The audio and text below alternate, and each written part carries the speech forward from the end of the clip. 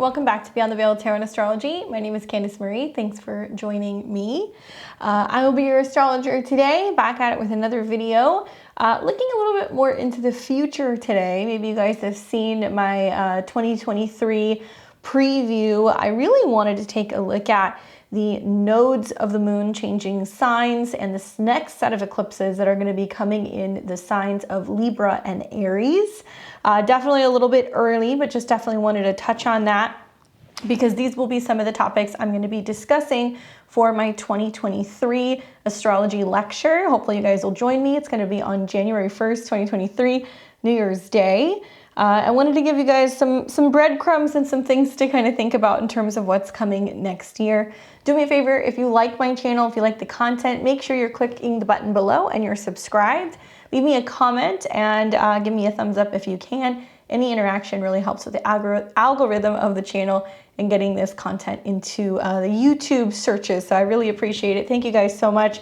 To all of my regular subscribers and my members, thank you guys for coming back. It's nice to see you.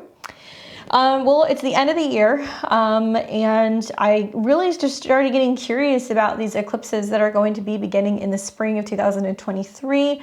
As some of you guys know, the nodal axis will be changing. This is not unusual. We see this happen about every year and a half. We still got some more time with the North Node in Taurus, where we're focusing on stability, security, pleasure, personal talent, resources, self-esteem. We've been watching the South Node go through Scorpio, and that's been collectively this letting go, this releasing of what can be toxic or painful or scary or trauma. Obviously, the list goes on and on with those topics of the North and the South Node. But I'm very curious to see this next set of eclipses that are going to be coming in. 2023, we are still going to be seeing some eclipses play out both in Taurus as well as Scorpio, but it'll be wrapping up next year, and we're going to see the torch being passed to Aries and Libra. So this is going to be felt the most obviously by the cardinal signs. So if you happen to be an Aries, Cancer, Libra, or Capricorn, Sun, Moon, or Rising, or if your natal North or South Node happens to be on the axis of Aries or Libra, this is going to be very important for you in this next year or so. For 2023, kind of in a nutshell though, the cardinal signs that are 21 to 29 degrees are going to feel this the most, also known as the third decan. So if you look at your ascendant sign or your moon or even your sun sign and you see that it falls between 21 and 29 degrees of the cardinal signs, specifically also Libra and Aries, you guys are really going to be feeling this the most. And I'm going to take you guys through how this is going to unfold, some of my predictions that I have for these nodal changes. I'm also going to let you guys know the last time that we had the nodes in these particular signs. Then I'm going to take you through the 12 rising signs briefly and talk a little bit about what this may be bringing up for you guys, okay? So this is a good time to take some notes. Make a note of this for your 2023 calendars.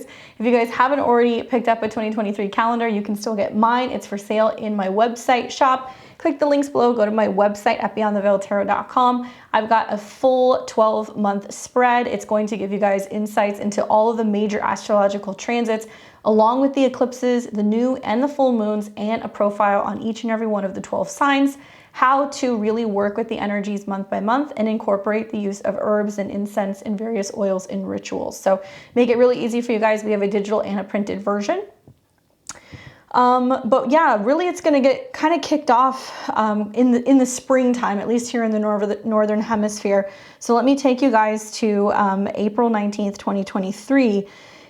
Now, to an extent, throughout this last year or so, we have seen that the Jupiter transit, Jupiter has been in and out of the sign of Aries.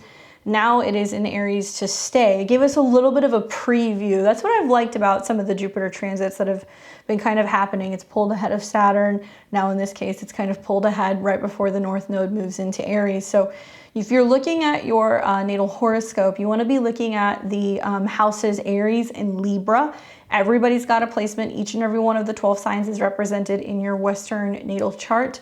Take a look at that, at least whole sign wise. If it's Placidus, then you want to be looking at what's going to be 21 to 29 degrees of Libra and Aries, okay?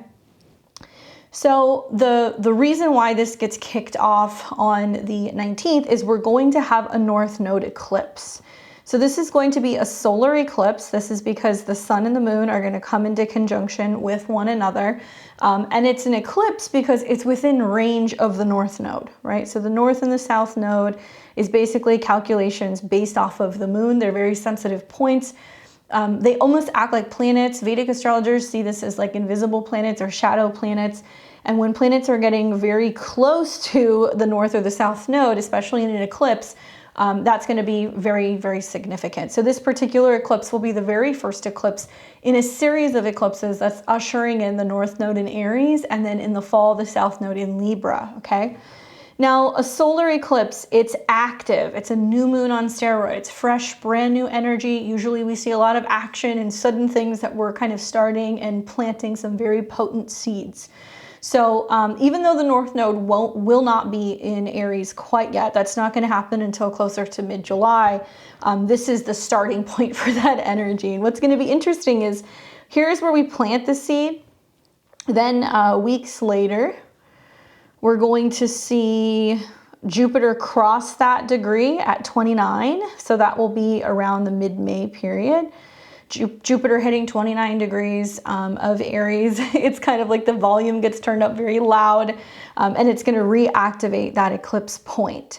So once again, even though the North and the South Node have not changed signs yet, Jupiter is going to reactivate that. And what will Jupiter do? Jupiter expands everything that it touches, right? And it can be expanding it in a good way, in a positive way, but it can also expand it in a much more kind of combative way because it is going to be in a sign that is ruled by Mars. So we will see a reactivation of that eclipse that took place in April, really all the way through until Jupiter goes into the sign of Taurus. So it looks like it's going to be hanging out around 29 degrees May 11th, and then it's finally going to move into the sign of Taurus on the 16th. So that'll be about a week of just more eclipse energy that's going to be playing out all of mid-May.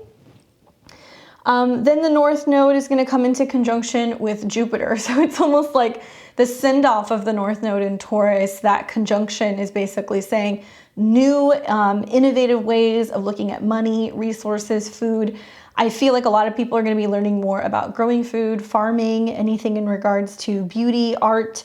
And Jupiter can also be about laws. Jupiter can also be about global themes, and it can also be about spirituality. It can be about philosophy, higher education. So I think we're going to see like more developments on that kind of across the board while those two are in conjunction. For some people, it can also be an indication of just like massive wealth, right? So that's going to be a huge kind of turning point, at least in the financial systems. Then it will not be until July 17th, 2023 that we see the North Node will enter into the sign of Aries. So while the North Node is in Aries, the South Node is in Libra, all right? And this is when it first moves into these two particular signs. And it will be there until January of 2025. So it's going to be literally a year and a half, 18 months while we start this new cycle. Right off the bat, something that really kind of intrigues me and also makes me get a little like nervous laugh is the moment that we see the North and the South Node move to 29 degrees. Pluto retrograde back into the sign of Capricorn is going to form a hard angled square, an exact square to the North and South Node. So having any planet or placement at 29 degrees in general represents this like really karmic turning point. It's like the do or die. You have to kind of like take that leap, or you have to kind of, feel the tipping point that's going to tip one way or the other. It will represent the excess of that particular sign. So 29 of Aries, the most intense, the most courageous, the most conflict. 29 of Libra, the most fair, the most focus on relationships, harmony, diplomacy. And then 29 of Capricorn, the most control, the coldest winters, the darkest kind of side of big business, or potentially even politics or government in general, okay? So you know, having the North Node move to 29 degrees, coming into a hard angle square with Pluto is going to be a very significant event, right around the 16th, 17th, 18th of July of 2023. This just also happens to coincide with what will be a new moon in the sign of Cancer, and it's going to activate a grand cardinal cross. And when we see this many planets in cardinal signs all coming into squares with one another, it's almost like all systems go. Something happens and each one is sending off like signals or orders to one another, initiating something new. So we're going to have a lot of Pluto aspects in the skies, right? Pluto square the nodes, which is basically saying collectively we all need to kind of deal with this darker energy. It can be about transformation, it can be about regeneration, it can be about death, it can also be about power and control. And then on the opposition end, where we say the sun and moon in Cancer, this new moon, which is generally sensitive, right? But how we're showing our sensitivity, we're taking action when it comes to our home, we're taking action when it comes to our family. Interesting to see like a solar transit in a lunar sign all come into oppositions with Pluto. So this will be a turning point where there's going to be a major change in some people's homelands or the housing market, or what control the government or what the government dictates in terms of where we live, how we live, privacy, our right to own land, our right to be able to kind of dictate and determine how we want to raise our families or how we want to be able to handle our private lives. So very complex, very intense energy. So it's not your stereotypical, the signs just shift and then it's like, okay, we'll ease our way into it. Absolutely not. Some of the most active transits we're going to have in 2023 is literally going to be the spring all the way until July, where we start seeing major outer planets change signs. Now, as many of you guys know, Pluto dips into Aquarius. It's only there for about 2.5 months, and then it retrogrades back into Capricorn. When it moves back into Aquarius in 2024, it's going to kind of be focused on staying there at that point in time. But I'm really focused on how Pluto is going to immediately square the nodes. And for many of us, it's going to show us the Capricorn area of our life. What must die? What must transition? What must transform?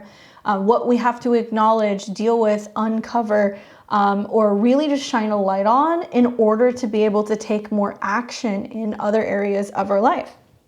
So this will be a very intense change for many people. I've said for a long time that Pluto being in the final degrees of Capricorn is like, it's going to be like the most power grabs, right? There's going to be like definitely heads of state and certain political powers and certain generals and certain older, people and institutions that are unwilling to kind of give up control. So when we see that come into a square with the North Node, it's really going to activate that energy of Aries. And when it comes into a square with the South Node in Libra, it's really going to break down, clear out, remove, purge things that have to do with Libra in general. So let's look at this archetypally, right? Like I said, we're going to have this for about 18 months. So this energy is going to hang around clear until the beginning of 2025. But when I think about Aries, Aries is a cardinal sign. So it initiates things, it's active, it's about getting something started. It's not really focused on the end result. That's more kind of like Virgo and Capricorn. Aries is really good at starting stuff, and it's very independent. Because it's ruled by the element of fire, it is active and passionate. It's focused on anything entrepreneurial. It's very quick moving, fierce.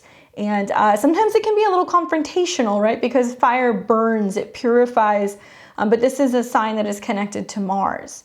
Now, when you're looking at your natal chart, this is the way that it makes most sense for me. The sign in general is how that energy is actually going to express itself, okay? So if you're wondering what is the difference between the sign and the houses, you want to look at where Aries is in your chart. The sign is going to be the same for everybody. Everybody's going to have a transit North Node going through Aries in one part of their chart. So just know that the energy of that particular house is going to be very fierce and very Aries-like. The house itself, right? For some people, if you're an Aries rising, it's in your first house. But for other people, let's say you're a Cancer rising, it's going to be in your 10th house. That energy that's really quick moving and passionate and it's about fresh starts is going to activate a different area of your life. So the house is the where in your life this energy is going to be manifesting. When we look at the North and the South nodes in general, you know, everybody kind of has like their own kind of take on it. Personally, I've seen after kind of studying the nodes, especially the last 12 years through transits, it's not as simple as going like, oh, the North node is going to bring all of these things and the South node is what we get rid of. That's not really the best way to look at it. The North node is our collective destiny, meaning everybody is going to go through experiences that are going to more or less be focused on that theme. So the North node in Aries is going to be collectively for 18 months more Aries energy. But the North node is futuristic. We don't always know what it's going to bring. It doesn't always necessarily mean it's good. Usually it's very unexpected and it can be foreign or something that's like futuristic or out of the box and very unexpected. The South node is more our collective past. So can the South node produce situations where we release and we let go of things? Absolutely. But it also can remind us where we've come from, what we've dealt with in the past. It can also usher in good karma and experiences that we've had on a soul level from past lives. So when we look at the North and the South node, it's not good or bad or what we're aiming for versus what we get rid of. You will see some combination of both of these themes, especially considering the fact that all of the zodiac are really made of 6 signs that just have polarity. So we can't have Aries without Libra. We can't have Libra without Aries. The North node in general also, because you're going to hear more people talk about the North node and where we're going, it can be this thing that we're striving for, especially if you like have been learning natal astrology and you learn about your own natal North node placement. The North node is like, yeah, that's what we want to experience in this lifetime. There's no guarantee that we achieve that goal of that North node based off of the sign and the degree and the aspects. There's no guarantee that we're going to like it. There's no guarantee that we're going to know how to get there. Usually when I sit down with clients and I talk to them, the North node point is kind of like that thing that's like, yeah, I don't really know if I can do that, or that's outside of their comfort zone, or it's something that they've never really considered. For other people who are really tuned into their North node, or they have some really positive planetary aspects that are illuminating their North node, it might be something that they've known their entire lives they're striving to accomplish, and it's like a really significant goal. For some of us, it can be all consuming. So there's this sense of like, I will not stop until I have this thing. And that definitely can play out very much so with a North node in Aries, because it's just going to want to be go, go, go. So try to consider both ends of the spectrum, both the North and the South node as I go through this. That's why I've decided to go through the rising signs in pairs, because I don't want it to be so much like it's going to be this and it's going to be that. You have to take into consideration the polarity of both of the houses where the North and the South node are, because both can bring good things. The North node can bring soul growth and achievement, but it can also bring overfixation and obsession and just needing to consume something. The South node can be about, oh, I'm cutting back on drinking, or I'm getting rid of the relationship, or I'm moving away from home. But it can also be, I no longer need this, or I remember this friend from the past, I'm going to reconnect with them and see if they can help me. It can also be about past life regression, kind of going back and like reflecting on past lives and where we've been before and how we can usher in some of those experiences and be connected to the cosmos. It's also very spiritual. So the South node has this sense of detachment, not needing all the material things, not needing all of the fixation on fame or being seen or being able to obtain anything. It really wants to just almost like be monk-like and kind of go, nope, I'm just going to be in this most pure form of this energy and not allow myself to kind of get taken over by the complex kind of polarity between the two signs, or even the darker elements of that particular sign. So South node in Libra, in general, what we're probably going to see is, on one hand, because it has to kind of balance out, right, the North node, the South node in Libra, for some of us, may be moving away from relationships or not putting as much fixation on relationships. And Libra is much more, you know, 7th house oriented. So it's our counselors, it's our therapists, it's our astrologers, it's our clients, but it can be our romantic one-on-one relationships, our marital partners. So as the South node goes through there, collectively, we may see some relationships break up. We may see some people separate. We may also see collectively just this moving away from this fixation in getting married, setting up a home, having kids. That may not be a focus or an emphasis over the next 2 years kind of collectively. But by the same token, there can be a sense of us returning to more traditional arts, beauty. It may be harder to find balance, right? Because Libra is the scale, so it's about balance and diplomacy. And we may notice that there is a lack of fairness or a lack of justice in the world, or that there can be more very obvious, very evident crooked things going on with the Supreme Court or just higher courts in general. I think we're going to hear a lot of changes in regards to the justice system. I think we're also going to hear a lot of changes in regards to the Supreme Court. Now, on the kind of polar end of this, that North Node in Aries is ushering in more of that Mars energy. So it's going to be more alone time, personal growth, focus and emphasis on fitness, self-defense, making your own luck, making your own way. So there is going to be much more focus on an individual level, right? Rather than just the relationships. So it's like, okay, we have a we, but who am I? How do I define myself outside of this partnership?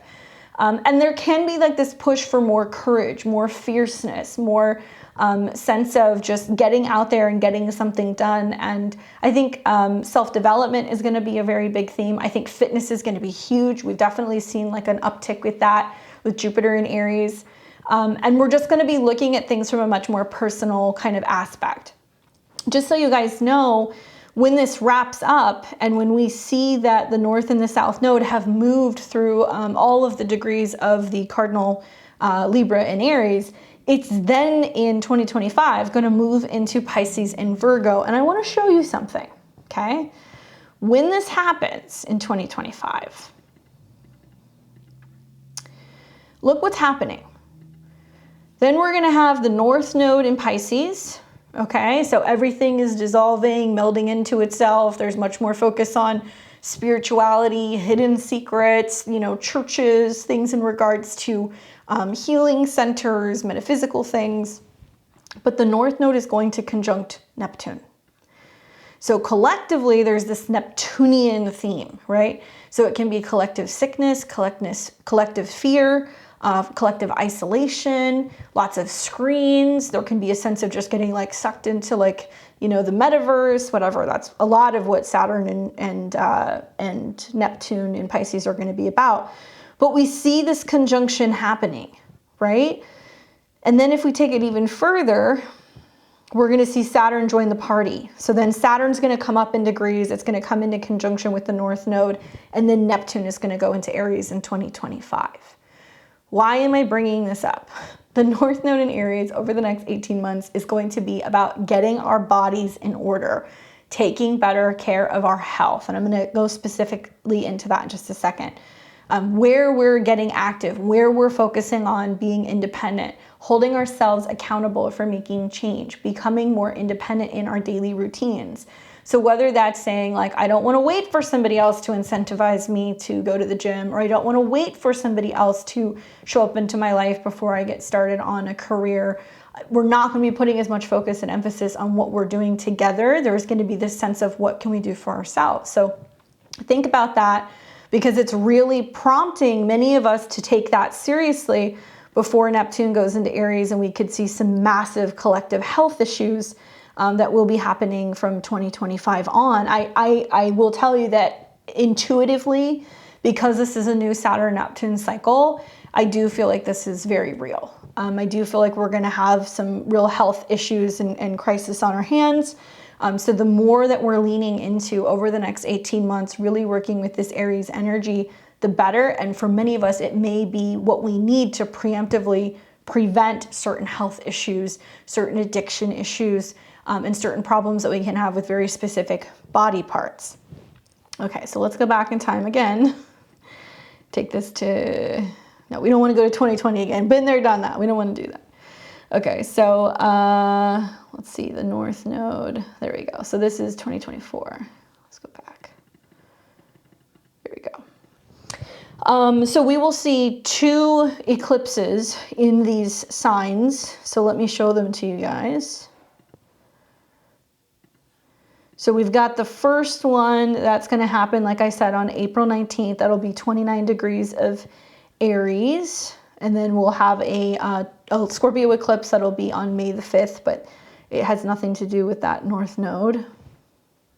Then the second eclipse that we're going to have, and this will be the very first one in Libra in almost 9 years, will be 21 degrees of Libra. That'll be on October 14th, 2023. Solar eclipse, action-oriented, new moon, right? And this is going to be really interesting because we're going to have Venus that's going to technically be in its detriment in Virgo. So not the easiest eclipse. I'll talk about that more in the spring. And then we're going to be seeing more eclipses that are going to be happening in those signs in 2024, obviously, because this will play out for about 18 months. Now, unlike the last few years, okay, by the time we get into 2023, you know, we've had the North Node that's been in Taurus. So we have had much more focus and emphasis on Venus. So it's been what tastes good, what feels good, what's most pleasurable, what do I physically have, what can I obtain? We're not going to have that, okay? We're going to see a little bit of like a flip-floppy. South Node has been in Scorpio, so we've been moving away from fierce Mars, Pluto-like energy. We have been moving away from trying to be combative or quick-moving or hot tempers. We've been trying to move away from or de-escalating war, right? But once Jupiter goes, once the North Node goes into Aries, it's going to be very different because then we really want to study Mars cycles throughout this period. And so we'll see some interesting stuff. We're going to see right before or right around the time that this is happening, a Mars-Venus conjunction is going to be getting very close, although Venus will obviously go retrograde. So we're not going to get the kisses while the North Node is going to be there, but still the North Node in the summertime is still in Taurus. So the Mars-Venus conjunction is just as sweet, probably a little bit more razzle-dazzle than what we'll see in Aries. But throughout these transits, you know, the North Node is then in Aries, Mars goes through Virgo, it's going to come into an opposition with Saturn. So I think we're going to hear more about health and wellness and issues in regards to like job numbers, and that'll be in July.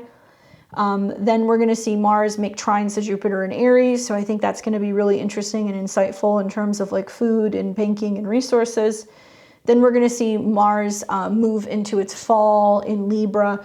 So we're going to have a debilitated Mars end of August. Mars is going to conjunct the South Node end of September and beginning of October.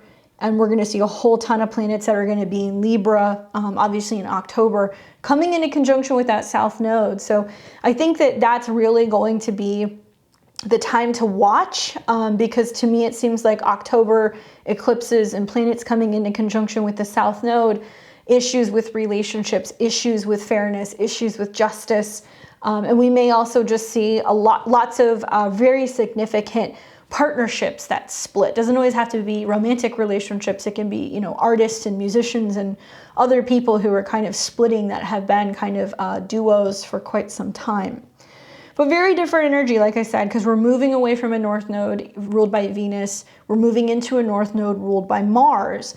So we're going to have this energy in the air that's going to be so much more fierce and combative, and it's going to be harder to de-escalate things. People are going to be more angry, but they're also going to be more willing to take initiative, to start something, to do something, and to actually stand up. Now, like I said, for the last year or so, Jupiter has been in Aries, so we have had some previews of this for some time, and I've been kind of taking notes as Jupiter has been in the sign of Aries. That's been going on really since the better part of, you know, last year, as it kind of, in this last year, in May when Jupiter made its ingress into Aries. It had a brief retrograde here at the end of 2022, but now it is back. It's here to stay, and it's definitely going to pick up some momentum. You know, Jupiter is just going to fly right through Aries very quickly, but it's going to pick up some momentum in the mid-January time because it's going to cross 3 degrees again. So if you guys think back to earlier this year when Mars and Jupiter came into conjunction, it was at 3 degrees, and it was like this planting seeds for the future, taking the steps necessary to initiate something new. You may see more of that in January. You're definitely going to see more of that in April. I'm actually really looking forward to seeing an exalted sun in Aries and then watching it come into conjunction with Jupiter. So this is when you're probably going to really start seeing this energy manifest the most. Obviously, the sun enters into Aries the second half of March, but the sun is exalted in Aries. So to watch the full moon in Libra, which looks like it's going to be around April 5th. And then we're going to have the sun Jupiter conjunction. It looks like that's happening at 21 degrees, April 11th. So this is a positive transit, right? We've got a very loud, proud, active, kind of boastful Jupiter in Aries, and then the sun conjunction. So that's going to be really interesting to see how that pans out personally. I'm curious to see. It's going to be right on my moon. Wow, I did not notice that until just now. So, you know, that's the time to watch when the sun is giving energy and it's basically saying, okay, this is what we're starting. This is what we believe in. This is what we're growing. This is what we're planning on learning. This is where we're traveling. So some of you guys may actually start this right around early April, and then it'll take you until the 19th when we have this eclipse for you to go, okay, I'm going to start it now, right? So kind of like that April, 10th through the 20th, mark that down, put that on your calendars. That's going to be really powerful energy. Whatever's going on at that time, yes, it's intense. I'm not going to lie to you guys. You know, an eclipse square Pluto, the node squaring Pluto, we're almost going to feel like there's something that's threatening our ability to have authority over our life or to start something new or to grow something. But we're going to kind of go, nope, we're pushing fear out of the way. We're going to keep pushing forward. The nodes will square Pluto for a little while. That's going to be going on, you know, if you look at this, it's starting in April, but it's not going to be exact until that July. It'll ease up till about maybe the beginning of September. And when planets square the nodes, it means collectively we must do something. So collectively, with Pluto at 29 degrees of Capricorn, we need to see some really significant power grabs. We need to see some really significant breakdown, destruction, control issues, sabotage issues, some very prominent, just things that are coming out about politics or people who are in control in government that ends up kind of getting exposed, right? And we might actually see just how much involvement big business has in politics and where they're kind of running the show. Then it's going to lend energy to the South Node in Libra. And I'm not as confident in our legal system as some people may be with that South Node, because we're going to see that some things are going to fail, or that even though states are trying to make decisions, or federally we're trying to make decisions based off the Constitution, the rule of law is just constantly changing, and it's going to come up against some really significant big corporate business, leaving it to the individuals to basically decide whether or not they're going to play a much more active and participatory role in making these changes in the world that we need to make. Guys, Pluto's going into Aquarius. This is about bringing the power back to the people. Just for your guys' notes, if you want to reflect back on the last few times that we had the North Node in Aries and the South Node in Libra, I've got some dates for you here. The most recent, okay, so it happens every 18-ish years. You see the North Node go through the same sign, the South Node go through the same sign. 9 years ago, we had the North Node in Libra and the South Node in Aries. You might see some similarities from then, maybe. You can take a look at that, but I'm really focusing on the North Node. So it was December of 2004 to June of 2006. December of 2004. So you might want to think back to kind of like what was happening then, what were you initiating then, what was new then. Very different energy, I have to say.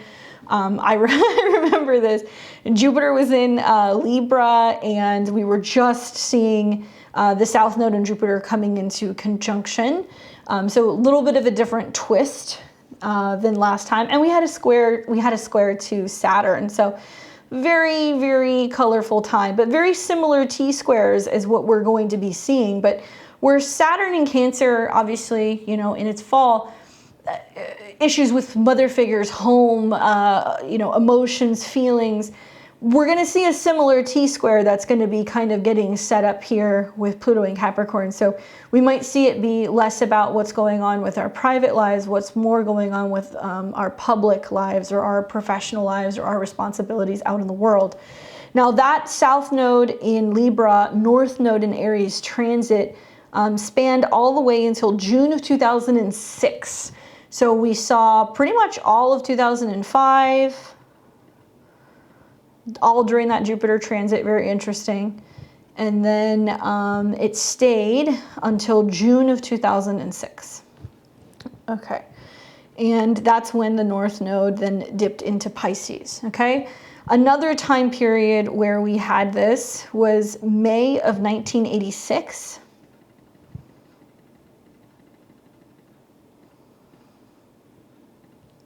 So May of 1986.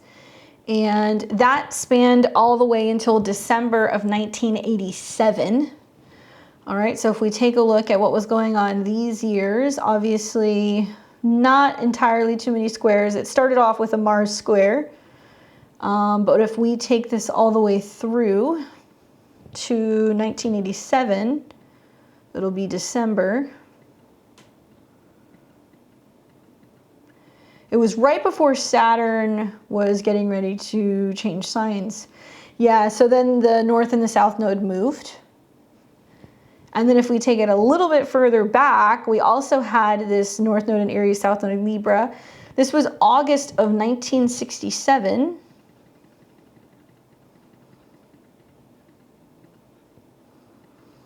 And that went August of 1967 all the way through February of 1969. So this looks like we had a Jupiter in Aries, excuse me, Jupiter in Leo. So at least we had some trines here.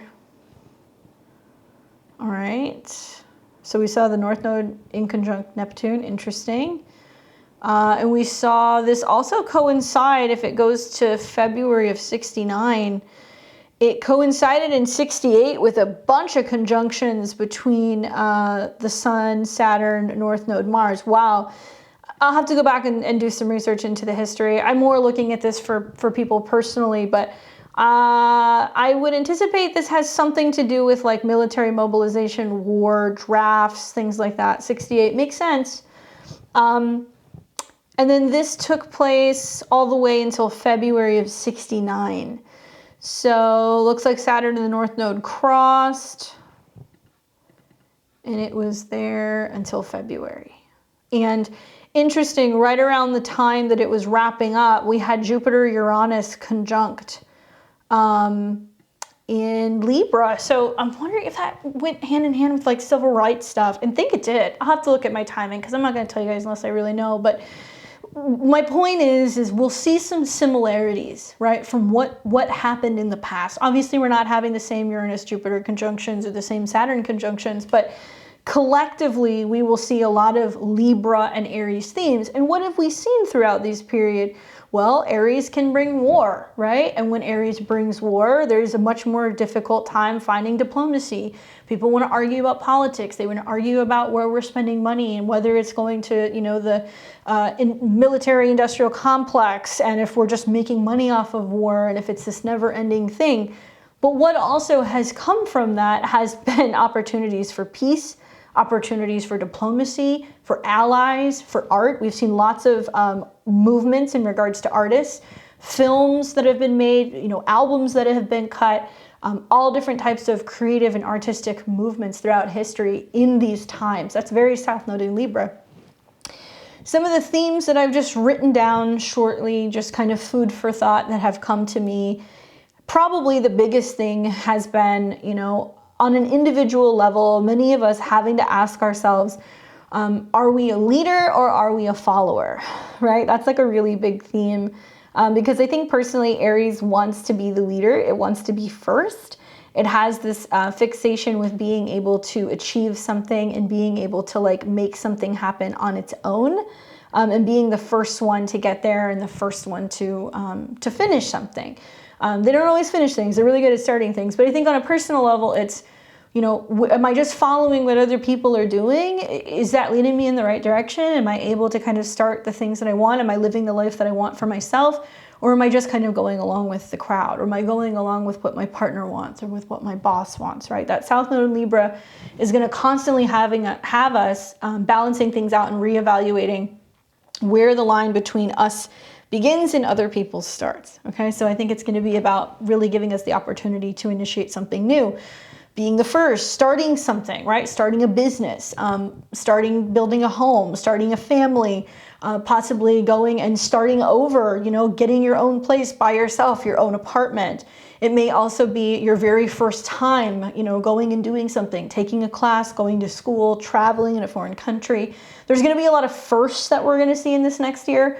And you're getting a little bit of a glimpse of it right now. Jupiter is already there. So many of us are learning or training or traveling or expanding our personal beliefs and philosophies so we can actually start seeing that come into fruition in April time when we see the spring.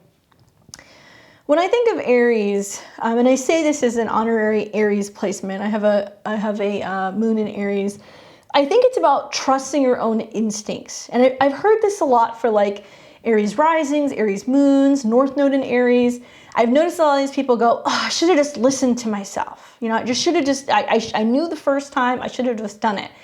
And I think that for many of us, this is going to be about trusting our instincts, knowing when to jump in, knowing when to take a chance, knowing when to go, no, that's not for me, or I'm staying home, you know, knowing when to leave the party, knowing when to leave the relationship, and really listening to your own instincts, because Aries has this very primal side to it, right? It's about knowing when to hunt, knowing when to go and, you know, take the animal out, or when to go and do what you need to do for survival type, you know, needs. Standing up for yourself, okay? Yourself, not necessarily others. And I think that this has its pros and cons. To some extent, I think it's going to really incentivize individuals to be willing to get more proactive in making changes in their lives. Like, you're going to hear more like Tony Robbins types, or, you know, Gary, what's his name? He happens to be an Aries, who's just basically going to be like, nobody's going to do it unless you do it for yourself. Unless you're the one who actually gets going. He's like, you know, nobody else is going to make this happen for you. And he's always, what I like listening to Gary, I can't pronounce his last name, so forgive me. He's always like, who cares what other people are doing? Like, don't focus on other people, focus on yourself, like do what you need to do. And he talks about that. And I think that that's a really important kind of theme or personality trait that I see in really significant Aries placements. Defining life on your own terms, you know, kind of building off of that, like I said, for standing up for yourself, incentivizing other people to realize that, you know, they need to take action in their own lives, and we have to be defining what we're doing, not based on other people. What is our path? What our passions are? What our desires are? What our personal needs are? I think we're going to hear more about that. We're going to hear a lot more about taking risks, taking chances. We might see, you know, new speed, like records that are being set or being broken. In terms of like planes and personal athletes, like runners, and I think we're going to see faster cars, because Aries is what goes fast, what moves very quickly, what's bright red, what burns, what's really passionate, or what's desirable. I think we're also going to see kind of tuning in more so to our own primal desires. Aries is ruled by Mars, so yes, it has that kind of like combative, you know, sometimes destructive, sometimes dangerous, sometimes confrontational side, but it also has this, like I said, primal side, that reconnecting and realizing like we are animals.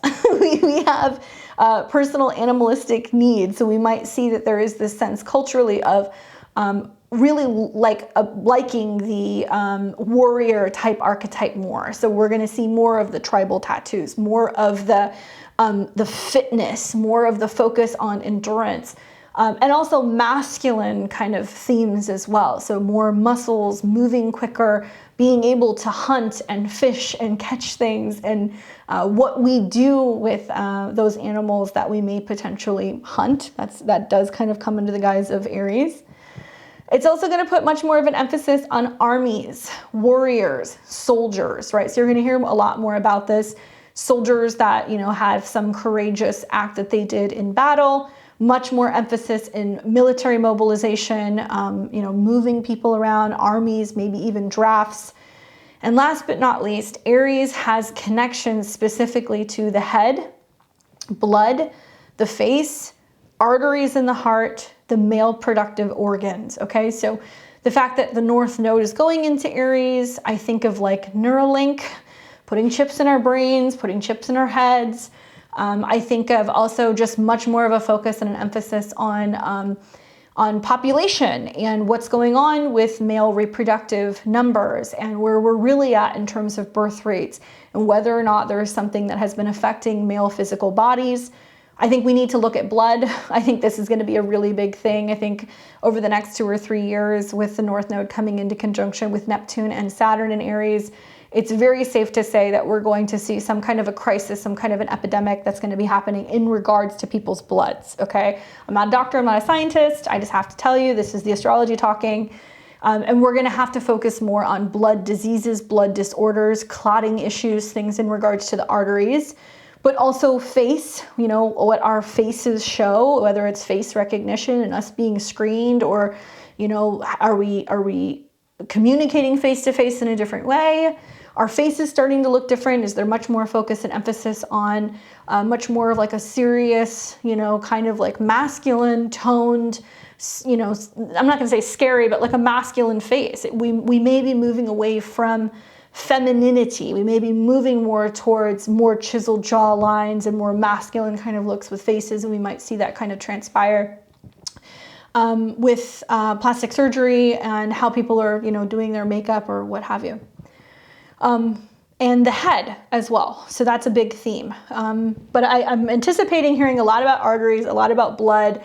I've read something recently, they were saying like there's like a new blood type that has emerged, okay? And so there might be more about some of that stuff and us learning more about what's been going on with people's arteries and specifically clots and things that are affecting their heart, although the heart is more so Leo, but we might hear more about that when the sun is in Aries in the spring. All right, so that's my preview on this. You guys are going to get a lot more. Obviously, we'll talk about this in the spring, but if you guys want to join me for my talk in January to kind of take more of a deeper dive into the astrology of 2023, let me take you guys now through each and every one of the rising signs. Listen for your rising sign first. That's going to tell you specifically where the nodes are going through in terms of the houses. Those of you guys who listen to my predictions, I always do this whole sign, but I personally like Placidus. So if you like Placidus too, you really need to be listening to probably your whole sign and another sign, or specifically you want to look at 21 to 29 degrees of Aries and Libra, where those degrees fall in your houses. I'm going to take you guys through the 12 rising signs, but I'm going to do them in pairs, okay? So I can kind of talk about how it's going to affect you guys both. So let's go ahead and get started first with Aries and Libra risings. Okay, so Aries risings and Libra risings. All right, so obviously you guys are like the new stars. You're giving Scorpio and Taurus a bit of a break. So I think that they're going to be welcoming that reprieve. This is going to be putting all of the cardinal signs in the hot seat though. So it doesn't matter if you're an Aries, Cancer, Libra, or Capricorn rising, but if you are the last 10 degrees of the cardinal signs, you're really going to feel this in 2023. So for my Aries rising, you are going to be having the North Node moving through your first house, and you are going to be having the South Node in Libra move through your 7th house. So a lot of what I've been saying, you're like, yes, I got it, yes. So what does this mean for you, Aries? Well, you're going to see as the North Node goes through your first house, much more focused on your impulses, much more focused on your body, your appearance, how you're moving, what you're doing for yourself, your own personal goals. This will also probably bring a lot more focus and emphasis on fitness and health and wellness. A lot of just like possibly even needing more alone time. You might feel like there are just things that you need to be working on for yourself. Not that you can't have relationships, but I see this as you, those of you guys who are single, being like, okay, if somebody comes in, it's like the icing on the cake. Keep in mind that South Node eclipses can still bring relationships in. It can bring karmic partners. It can bring people from the past back. It can also bring some kind of cleansing and opportunity for renewal for relationships that have been kind of going through some rockiness. Obviously, yes, some Aries risings, if you've been in relationships that haven't been playing out so well, and you have known that this has been on the rocks for some time, pay attention to the eclipses, both in April as well as in the fall, because you may find that this is a time where you're tuning more so into your own natural desires, you're focusing on yourself, and you're more so willing to clear out the karmic baggage of relationships, okay? Now, as you go through this transit, you're going to see that Pluto is going to square the nodes. And so to some extent, it doesn't have to be breaking up with a boyfriend or girlfriend or divorcing a partner. It can be going through a professional breakup. It can also be changing something about your reputation in the world. So yes, some of you guys will go from being single to being married. Some of you guys will go from being married for many years to being divorced. It is kind of part of the course. I think Pluto up here is kind of saying that you're wanting to redefine life on your own terms. But for the most part, I actually really see this as coming back home to yourself, Aries, being willing to define who you are and not expecting other people to define life for you. And if you need to make changes in your therapists, in your counselors, in your lawyers, in your professional partnerships, these eclipses will give you the opportunity to do that. And it's not that relationships won't work. Like I said, it's just moving away, not putting as much focus on them, okay? All right, so let me switch this now to Libra. There we go. So for my Libras and my Libra risings, hopefully you're doing well. We're taking a look, just a brief, quick preview of the eclipses in the spring, and also just the nodes changing signs in the summer, and what this means for you Libra risings. Now, especially like I said, those of you guys 21 to 29 degrees, you're going to be feeling this the most. Now you have the South Node moving through your sign in your first house. You have the North Node moving through Aries in your 7th house. Now, obviously, the focus is going to be on both, right? But for you in Aries, there is a sense of it being very personal. You know, it's kind of literally the polar opposite of what I said for Aries. The South Node is moving through your first house. So for many Libra risings, releasing, letting go of something, right? For some of you guys, letting go of habits, letting go of weight. Some of you guys may thin out. Some of you guys also may pay less attention and much less focus on that Libra rising. So it's, I don't need the hair extensions. I don't need the fake nails. It can be that you just need less. Maybe you're not putting as much focus in, you know, taking a lot of time getting ready in the morning, right? You may not always focus on putting makeup on. I say this because this is all Libra. So it's aesthetics. It's what you paint your face with or what you wear. There can also be a sense of just detaching from one identity and embracing a new one, okay? So some of you guys throughout this transit, throughout these eclipses, you may look very different. You've got the North Node eclipses going through the sign of Aries in your 7th house. 7th house, partners, spouses, right? Relationships, single Libra risings, North Node eclipses in your 7th. Jupiter is there already right now. Some of you guys will meet a very significant person. It'll be very big for relationships and commitment.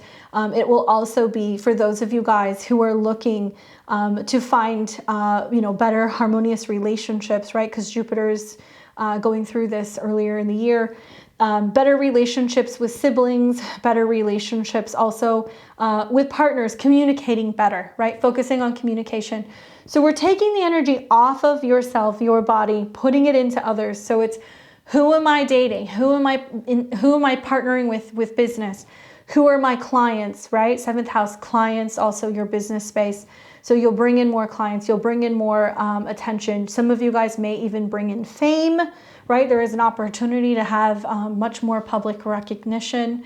And I also think it can be a really strong period of time for just bringing in very significant partners, possibly even in business, right? Because the North Node deals with the moon. The moon rules your 10th house, so it's very significant for new potential business mergers or very significant people in general. Now, the challenge is that you're going to see off the bat that it's going to square Pluto.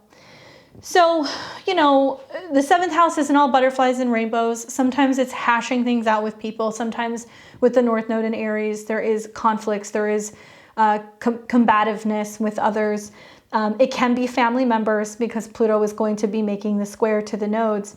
It can also be that you're not seeing eye to eye with a partner about a living situation. It can mean that you have to literally go and hire an attorney for property, for real estate reasons, especially if you're dealing with deaths or inheritances or handling wills or estates. That may be something else that happens. Keep in mind also that the 4th house, even though it's your home, your domestic dwelling, it represents the 10th house for your partner. So it can mean that the changes that are happening are about you being supportive of a very significant partnership in your life, and that they are going through a huge career change, and that they're having a difficult time navigating that career change, and that they could be bringing some conflict or some emotional turbulence in the home space. So some of you guys might be realizing, okay, I need to stand up and you know, speak my piece to this family member, or I need to be honest about, you know, what the conditions are within the home and what I need within the home. Some of you guys might be airing some of that stuff out. Okay. Let's now take this to my Taurus and Scorpio risings. Okay, so for my Taurus risings, we are talking about the North Node changing signs going into Aries. It's going to be in 2023 over the summer. You're going to get a preview of that during the eclipses in April. Now the North Node's moving into Aries, the South Node is moving into Libra. Okay, so as the North Node is now leaving your sign in this next year, you know, it's been a year and a half of you focusing on yourself, your body, your pleasure, what you like, what you need, spending time by yourself. Now the North Node moves into the 12th house, and Libra, South Node, moves into your 6th. Now, for both Taurus and Scorpio risings, I say that this is a lot about your subconscious state. This is about past lives. This is about things that are hidden, things that you may see in dreams, things that kind of come out of the blue. It can be your blind spots, okay? And especially for Taurus risings, the North Node moving through your 12th house represents the need to have privacy, the need to be alone, to meditate, to travel, possibly to spend time in healing centers, right? The 12th house can be hospitals, it can be going to like an ashram, it can be going to a temple, going to foreign places, or just hiding out in a back room in an office, needing to spend time alone, maybe even going to a private gym. Now the 12th and the 6th house are kind of some sticky houses sometimes. This is where we can get lost, but let's make it really simple. The 6th house is your physical health. It's your physical body. It's your daily routines. The 12th house is your spiritual body. It's about your subconscious, your sleep patterns, your psychological health, and how it affects your physical, and vice versa, okay?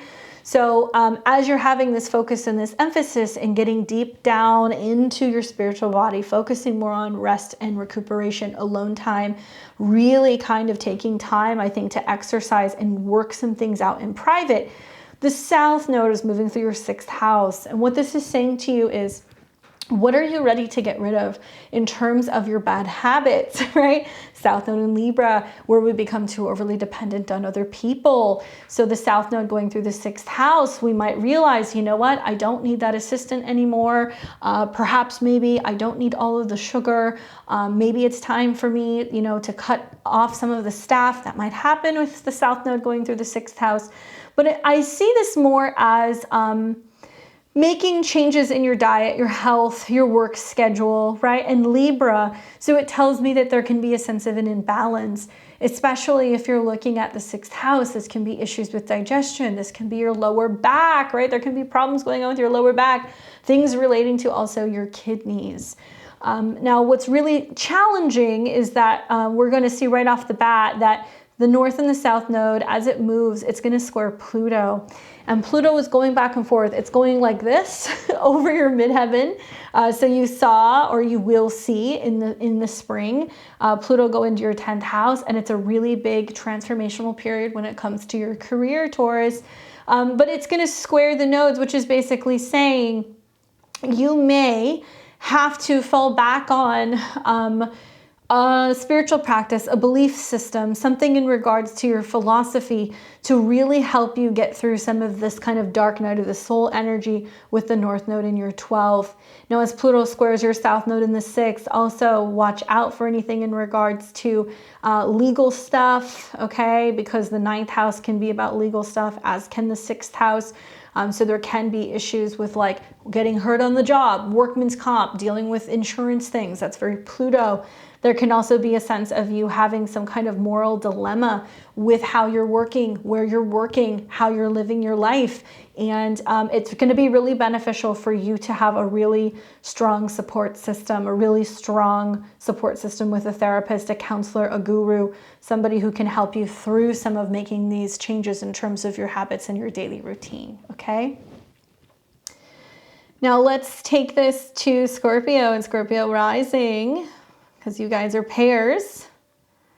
My Scorpio and Scorpio risings, you now have the South Node in 2023. Okay, you have time. It won't be till the summer, but the South Node will be moving through Libra in your 12th house, and the North Node will be moving through Aries in your 6th house.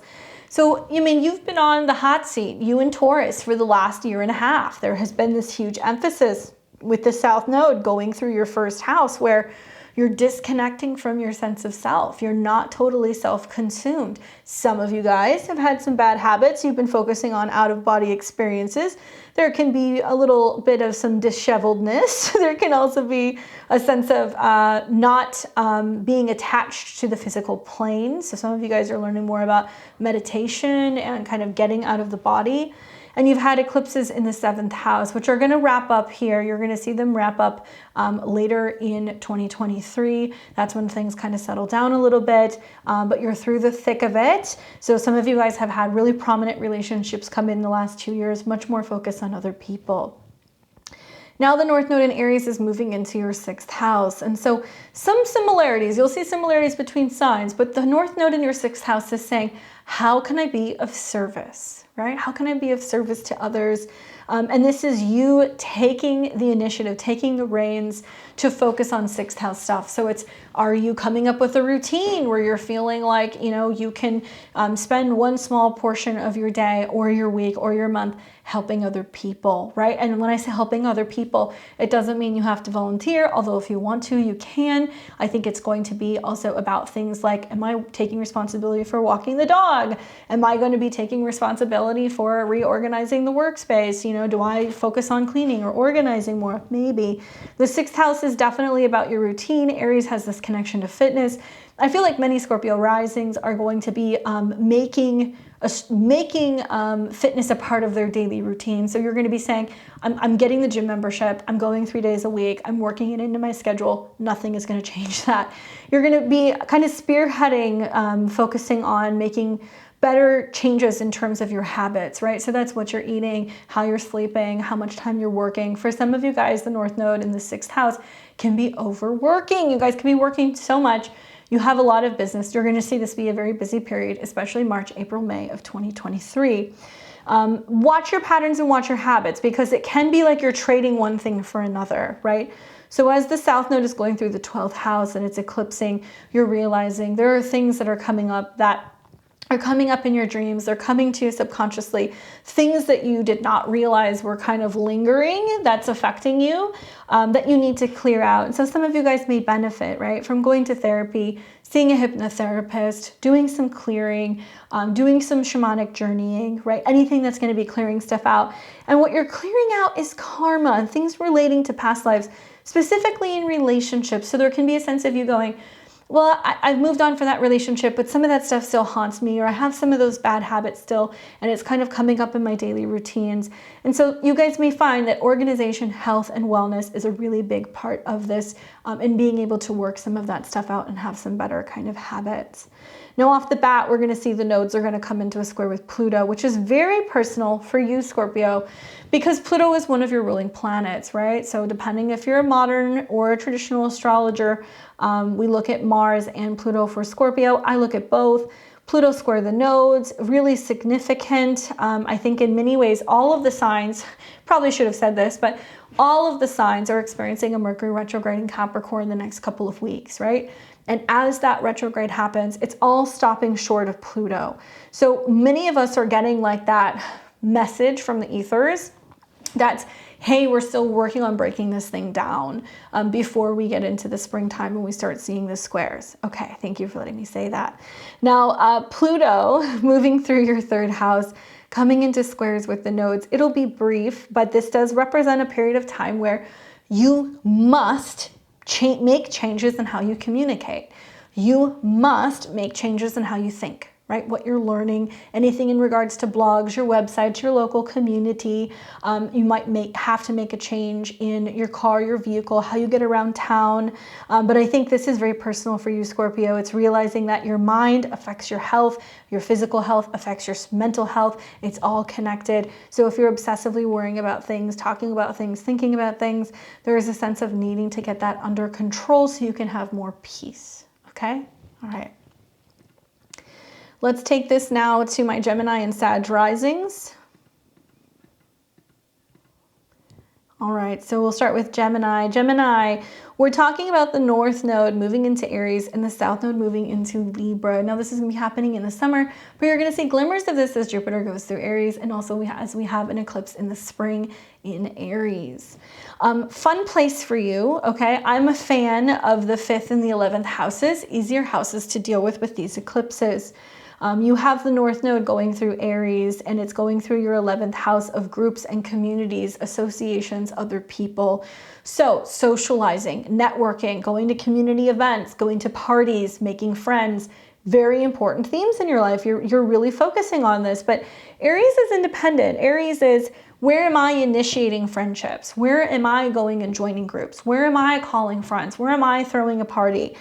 So there is some sense of you being more proactive and going and initiating friendships, making groups, starting groups. That might be something that you're really focusing on as a result of these transits. The 11th house is also about your goals, right? So as the North Node goes through the 11th house, kind of similar to Aries rising, it's what are my goals, what am I doing, but what am I doing with others? So there may be this sense of, I would like to join a specific group. I can't find one, you're gonna start one, right? I have this goal, how do I initiate that? You're gonna bring other people in and they're gonna help you do it. Think about strength in numbers, allow other people to kind of help you build on your goals. Now, as this is happening, you have the South Node in Libra that's moving through your 5th house. And what I'll tell you about this is it's interesting. The 11th house is the love other people give you. So you can get lots of encouragement and assistance, and you're gonna get a range of support from people in your collective groups. But the South Node moving through the 5th house makes me feel like there is a detaching from what about me, right? So there is this sense of, it's not just about me, it's about what I do with other people. Maybe you're an artist and you're realizing it's not just about your art shows, it's the shows that you do with other people. So there is a sense of like being willing to give in the 5th house when it comes to having the spotlight. I also feel like this is about you detaching from something that you used to love, right? You know, if you're a little bit older, kids might kind of grow up, they kind of fly the nest, they leave, so you might become an empty nester as the South Node goes through your 5th house. But there can be this uncovering of, oh, I used to love doing this thing in my childhood. I'm gonna buy that board game again, or I'm gonna buy that video game again. So you're reconnecting to that from the past. Lots of opportunity for new talent to come in, for you to be able to realize or recognize something that you're good at and something that's beautiful. So it can be crafting, it can be painting, dancing, anything that's on stage, anything in relation to art. And it can be some really amazing talents that you are harnessing personally, but you're sharing it and you're using it, or you're, you know, doing it alongside other people. So your talents somehow are going to be brought into kind of the group collective, right? South Node through the 5th house can be a detachment from lovers, romantic partners, right? But these are more playmates, people that we meet kind of on a whim. And there can be a sense of feeling a little bit more so detached from children, youthful people, or potential children that you may have. Now off the bat, we're gonna see the North and the South Node square with Pluto. And this is interesting because I feel like Pluto, you know, because it's connected to your 6th house and it's in the 8th, it's how do I have fun? Right? How do I have fun in a way that's not toxic? So for some of you guys, it's I'm not going to the bars anymore, or I'm not, you know, having one night stands, or, hey, now I've got kids, like I can't be partying and going out and doing all of these things. I have to find a new way to be able to kind of have fun and have a good time. Now, the 8th house is also other people's money and resources. So I could see the South Node swinging through the 5th, squaring Pluto, as it could be a situation where if you've been making some investments, that, you know, there are some profound changes kind of going on with your joint resources. This is also if you are doing something creative in terms of your business or you're self-employed, you're really feeling the burden or the heaviness of the expense of that or the taxes relating to that.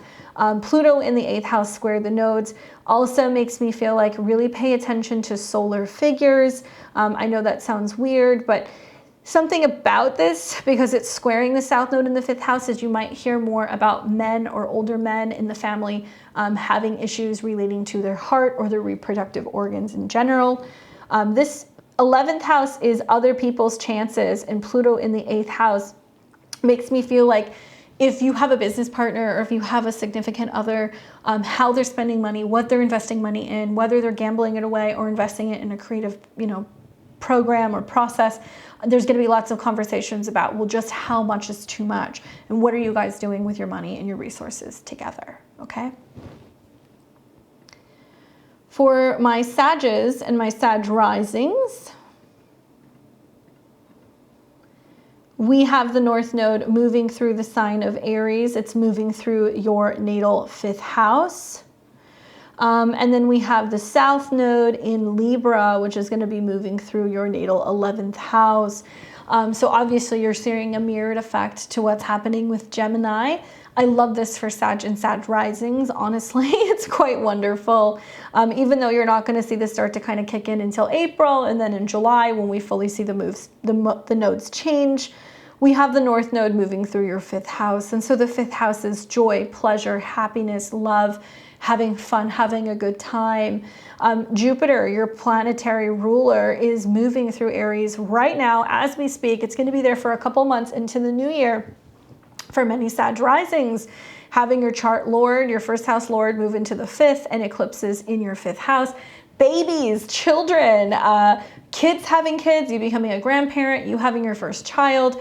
If it's not children, it's still things that you grow, things that you nurture. So it can be your talents, it could be your stock investments, it could also be love affairs, having fun, vacations, hobbies, things that you're learning, right? But some of you guys are, I mean, you're going to say over the next year, I love this thing. I love this hobby. I love this sport. I love this person. And you're really going to have a great time. And those of you guys who are creative or self-employed, you're just going to see this totally blow up. Taking chances and doing things that are risky, right? So I could see lots of you guys being like, let's go on vacation and go rock climbing. Let's go skydiving. Just having a little bit more fun and risk. But this can also be you learning or getting more involved with sports. So you can go and watch more sports games. You get into it. Maybe you decide that you want to do something more kind of sporty on your own. It could be things like tennis or golf. Anything that you can be doing on your own. It can also be dance classes, things where you're going to be on stage. Jupiter's going through there, so those of you guys that are funny or into kind of like comedy, you might try your hand at comedy or anything that's going to be more theatrical. Now, as the South Node in Libra moves through your 11th house, it's clearing out anything in regards to friends, groups, and associations. So yes, there will be some friends that you're like, you know, I'm good, I'll take some space. And there may be some friend breakups that are on the horizon. It's possible. But I think that this can also bring people from the past back. So that's something else that I would look. Now, the 11th house is the love people give you. The 5th house is the love you give yourself. So even though you're going through some clearing out, some changes of not wanting to follow the crowd, not wanting to follow trends or certain people, you're focusing on, well, how can I love myself? How can I have fun on my own? How can I really develop my own creativity? Obviously, the South Node going through the 11th house means your goals will change, especially in regards to relationships, Libra. Now, off the bat, the nodes are going to come into a square with Pluto. And so this is kind of sticky because Pluto in the 2nd house is about money, self-esteem, and resources. So you want to be careful with investing too much, gambling too much, okay, spending too much, especially on hobbies, love affairs, children, or even gambling. But Pluto coming into a square with the nodes is saying that there's something coming out in your subconscious about your self-esteem and your security or your financial habits, and you know how that is somehow connected to your 5th house. So if you want to be taking up new sports things, that's great. Just don't go buy all the equipment, right? If you're just starting to kind of get into a new hobby, that's fine. You just don't need to go and buy all the stuff. Just be mindful that it's not about what you have, it's about how you enjoy experiences. For some of you guys, you're learning that you can have fun on your own and you can do it in a way that you don't have to break the bank, right? That's the big thing that I see. All right. So let me take you guys now to Cancer and Capricorn risings.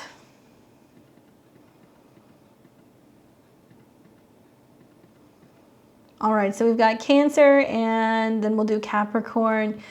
Cancer and Cancer rising. So we're talking all about the North Node getting ready to shift into Aries in 2023. The South Node is going to be moving into Libra. And very similar to Aries, Libra, and Capricorn, you are going to be feeling this pinch, especially if you're 21 to 29 degrees.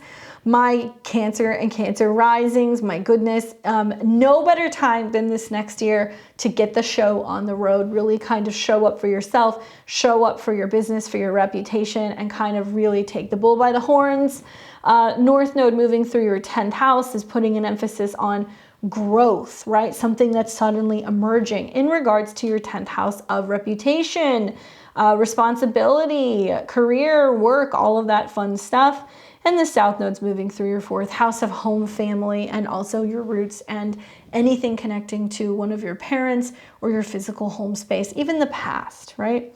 So a little bit more challenging for my Cancer risings because especially if you have, like I said, anything from 21 to 29 degrees, you will be experiencing the grand cardinal cross. So it's almost like something's going to change with you that affects your career, that affects your relationship, that affects your home, that then affects you. So the good news is on the other side of these squares, there's a rainbow, there's a pot of gold, there's lots of change across the board in your life. I promise you that. However, you have to be willing to really show up and be brave, right? The North Node in the 10th house is, okay, you know, I am going to have a very active job. For some of you guys, it's in fitness. For some of you guys, it's going to be an entrepreneurial business. For some of you guys, it's taking a stab at working for yourself for the very first time. And it's going to seem like you're kind of getting your sea legs about you, right? You're having to figure out how to do it. Aries says, let's just get going. We'll figure out the rest later. Like they genuinely don't usually think about the ending, right? Like I said, we leave that to Virgo and Capricorn. So this is like, okay, I want to work for myself. Let's figure out how to do it. Let's just get it started. So it might be startups, it might be fitness, it might be anything that is going to be more independent. Jupiter is already there now. The eclipses are going to start in the spring. It's a really good time to make a job change or considering launching a business. If you don't know what you're doing, use the Mercury retrograde right now to kind of talk with a therapist or talk with like a career coach or a counselor or a mentor, somebody who can kind of help you come up with a game plan so you're really ready March, April, May to kind of start initiating something new. You know, like I said, the North Node only moves through each individual sign once every 18 years. So this is the first time in almost 18 years where you have the opportunity to really grow your public reputation and also your career. And with Jupiter being there and eclipses hanging out, I promise you, even though it's really putting the pressure on your relationships because it's squaring Pluto, and it's making you realize that you can only be with people that can help you further your professional image and focus on your career. You can't be with business partners. You can't have clients or romantic partners that are threatening that. You have to be with people who are not going to constantly be emotionally pulling you out of awareness, getting you shaken up so you can't focus at work. Equally, as the South Node moves through Libra, okay, and you'll see eclipses here. Can that bring changes of home? Yes. Some people will move, sell their home, go to a new apartment. Some people will also have changes with their parents or anything in regards to their home base. Sometimes I hear, oh, my parents sold our home. You know, they're getting rid of my childhood home. Not unusual when you see the South Node go through the 4th house. However, this is in Libra. So this means that it's harder to find diplomacy and peace at home. if you have roommates, if you live with a spouse, if you have a boyfriend or a girlfriend, even family in general, there can be some tension. And especially for Cancer risings, like the fact that Pluto is going to square the nodes, it's saying that you must change and transform your relationships to get to where you need to go with your career and to really release the past and walk away from any sticky karma relating to repeating the same pattern. So South Node in Libra, Pluto in the 7th, it's like, did you grow up seeing like divorce and dysfunction and like people not getting along, and like has that played into your kind of psyche when it comes to your relationships? And do you find yourself getting kind of stuck in this repetitive pattern of toxic relationships which hinder you from feeling in control or having authority in your own life, right? I know some heavy stuff, but that's kind of the stuff that you're going to see. And if you want to have the changes that you're wanting in your career and reputation, you have to be willing to kind of dig out all the rot when it comes to your inner emotional world, your private life, and your relationships. You want people who are powerful by your side, not dominating and controlling. Good luck, my Cancers. For my Capricorn and Capricorn risings, this is interesting. So we're talking about obviously the nodal shifts that are taking place. The North Node is going to be changing signs, going into Libra. Into Aries. Hello, the North Node's going into Aries. That'll be happening over the summer, and you're going to see glimmers of that in April. But I think honestly, some of you guys are seeing it now, right? Through this Mercury retrograde. Mercury's going retrograde in your first house. You're like, what do I think? How do I say? Where am I going? How do I feel? You know, and really be paying attention to your bodies in the midst of this, because you got a retrograde in your first house and your 6th house currently. In the spring, you'll have an eclipse in Aries, and that's a solar eclipse, which is somehow getting you to focus more on your inner world, your emotions, your home, maybe your mother, or just where you're living, okay? So some of you guys might have to go home, take care of a parent. You may decide that you're buying your first house. You may decide that you're going to be moving. You're more in your emotions, more in your feelings, and you might just notice there's like a really strong kind of uptick in your emotional or intuitive world. In the summer, the North Node moves into your 4th house. So this is going to be a year and a half of 4th house things. Where am I living, right? What kind of a home am I living in? Do I like the city I live in? Is it time for me to go move back home and be with family? Do I go and stay with my parents for a period of time? Am I building my first home, right? Am I deciding that I'm going to be, maybe relocating altogether? The 4th house is also about the past, endings, and burials. So some of you guys, knock on wood, may have to go and spend time with family as a result of something kind of ending for family members in general. But for the most part, Jupiter being there now, I've heard so many Cap risings that are like, my mom's sick, I had to go back home, I had to take care of her, and now I'm realizing that, I like my hometown and I want to be back. Maybe that happens for you.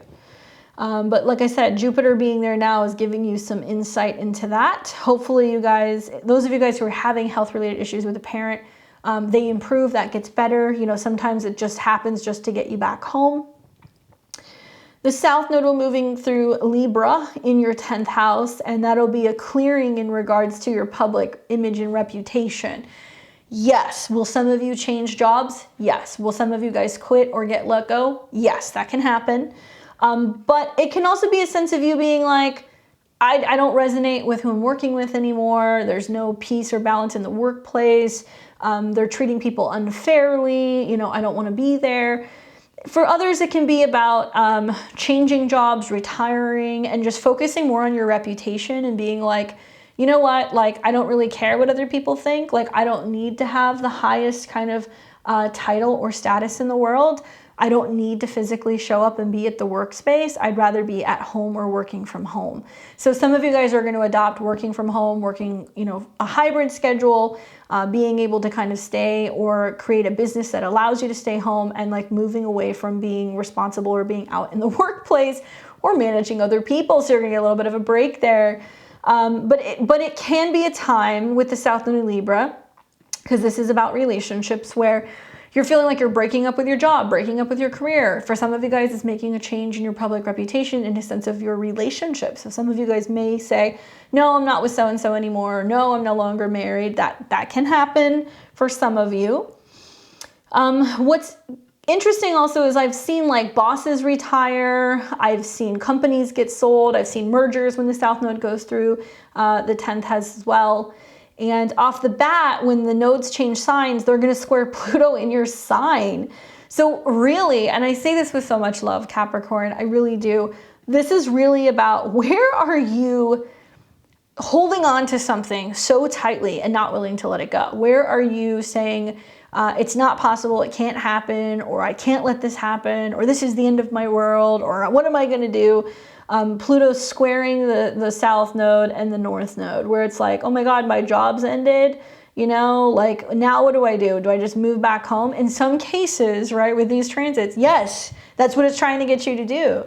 Why? Because it wants you to be home and closer to your roots, or it wants you to focus on your creative endeavors, or maybe you're realizing I'm consciously willing to retire. I want to spend time with my grandkids, or I'm stepping down from my 9-to-5 because I want to raise my family. Whatever it is, there's something like that, because you're going to see Jupiter skate through your 4th house and go into your 5th.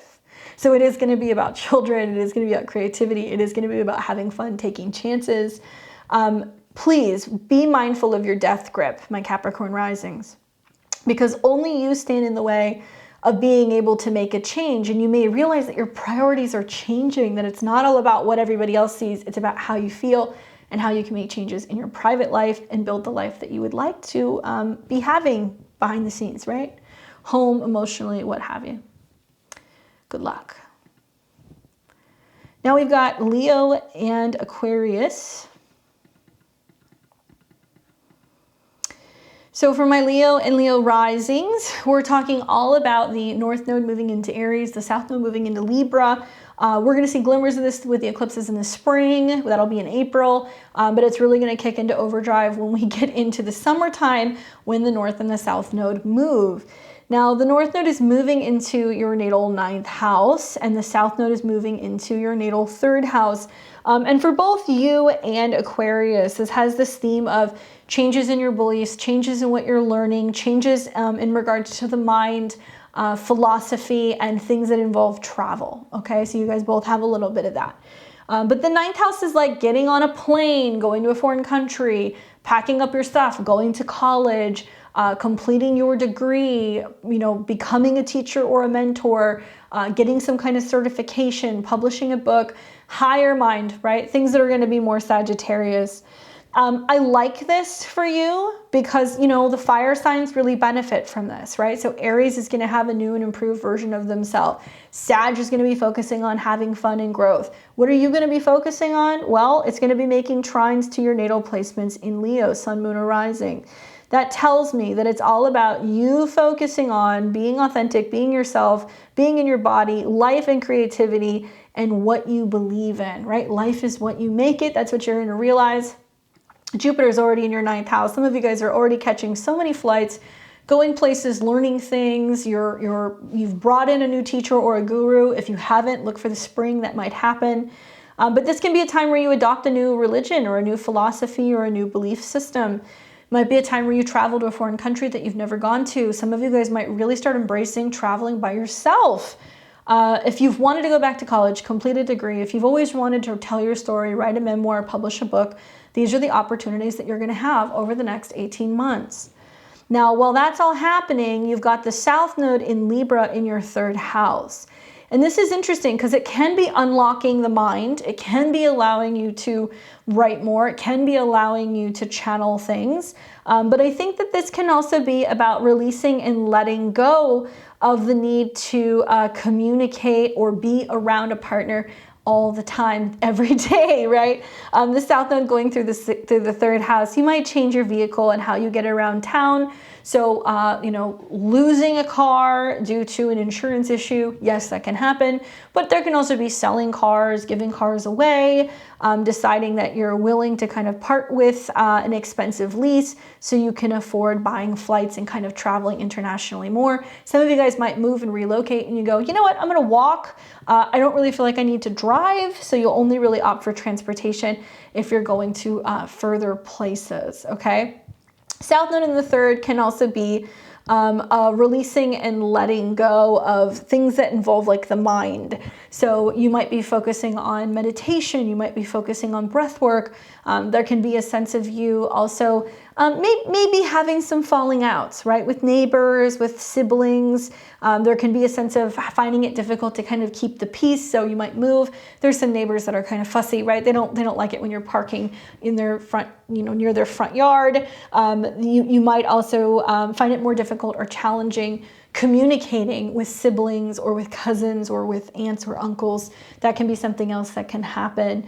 Communication breakdown. And I think that it can be language barriers as well, because you've got the North Node in your ninth. So traveling to places that are new and foreign to you and you may not understand the language, that can be something that happens as well. This is also going to make trines, squares. So we're going to see immediately when the North and the South Node move, it's going to come into a square with Pluto and Capricorn. And so, Pluto's doing this dance. It's going back and forth between your 7th and your 6th house. So early in 2023, you see Pluto move into Aquarius in your 7th house. Boom, profound changes in terms of relationships in your living situation. Some of you guys dramatically suddenly move and then you get married, or some of you guys go, that's it, I'm done with this relationship. And then you end up leaving. So I know there's a lot going on for you, Leo, really big changes in terms of your career as well as your relationships. But Pluto in the 6th house coming into square with the nodes, for some of you guys, it's, I need an attorney, I'm having to sign legal documents, I'm going through a separation. For others, it's needing to really read the contract, reading the fine print, and definitely your health or your daily routine, or anything in regards to your patterns and your habits really kind of playing out. So if you're traveling a lot, staying on your diet, staying focused, making sure that you're not drinking too much, partying too much, anything that can be overly indulgent in affecting the body or the ability to get work done. I also feel like this is about how you communicate and talk to people about your patterns, your habits, or just communicating with people in the workplace. It gets a little intense, okay? So Pluto here is really showing you like where some of these issues with coworkers, where some of these issues with your health need to be kind of handled and be tended to, all right? For my Aquarius and Aquarius rising, there we go. All right, so we're talking all about the North Node moving into the sign of Aries next year and the South Node moving into Libra. Like I've said to the other signs, you're going to see a little bit of a preview in April when we have a solar eclipse at 29 degrees of Aries. But it's really going to kick into overdrive in July when we see the nodes change. Now, the North Node is what you hear a lot of people talk about, right? What we're growing, what we're learning from. The North Node is going to be in Aries in your 3rd house, really amplifying communication, documents, your day-to-day kind of communications, text messages, emails, your vehicle. It's how you initiate, write, or communicate things. The South Node's moving through your natal 9th house. And so, both you and Leo, you have this, but I'm just going to mention, Pluto will have that square. So you've got Pluto that will hang out in your 12th house and it'll go in and out of your ascendant and square the nodes. For many Aquarius risings, it's the need to just totally change and transform something about themselves, about their own personal power, their beliefs, and also how they communicate, right? So both you and Capricorn are definitely feeling that Pluto square the strongest. Now, the South Node in Libra in your 9th house, it can be kind of suggesting that you're releasing and letting go of something. Some of you guys will say, you know what, I don't want to finish that degree. I think I'm good here, I'm done. Or, I think it's time to cut ties with this practice or this spiritual belief. I'm not so sure I'm resonating with this anymore. You may decide that also it's time to kind of quit studying, quit traveling somewhere. You're like, I don't have the time. I can't constantly be kind of going and planning trips. I need to be closer to home with that North Node in the 3rd house. North Node in the 3rd, I think for many of you guys, journaling, walking, having meetings, writing blogs, writing or learning something new can be really important. And it's something that you do independently. So I'm wondering, do some of you guys decide, I'm going to launch a podcast, or I'm going to launch a YouTube channel because I have something to say? Very interesting energy, like I said, because it squares Pluto. So there's this sense of you wanting to share with other people all of the complex changes and everything that you're going through. That's kind of the feeling that I'm getting. But like I said, the third house is the lower mind. So you're going to focus less on getting on planes, more on, you know, getting a bicycle, walking around town, doing stuff locally, maybe going on road trips, but not going to far away places. Jupiter's here now, so I could see some of you guys going like, I want to write more, I want to learn more, or I want to learn a new language, especially those of you guys who are going to be kind of traveling to other places where you need to kind of adapt. That can definitely happen. And you might see that there's just more of an emphasis and a focus on communicating and talking with siblings or with neighbors or people in your local community. Now, this is challenging because it will square Pluto pretty much in Capricorn, but still, it's going to be, especially if you're a really early degree Aquarius rising, you're going to feel that square. Eventually, Pluto will come back in 2024 and it'll sit on your ascendant. So you're only going to feel the square for a period of time, but you're going to feel it a little bit stronger. Really, when the nodes are actually in Taurus and Scorpio and Pluto has already moved into Aquarius, you're feeling that T-square. So I'd love to hear from you guys and hear about how that's playing out, because I think it means that you're going through such a change and such a significant transformation. Maybe it's your body, maybe it's where you're living, maybe it's just a near-death experience with Pluto on your ascendant, that it just totally changes your belief in your philosophy, and it prompts you to want to share your story and your experience with other people.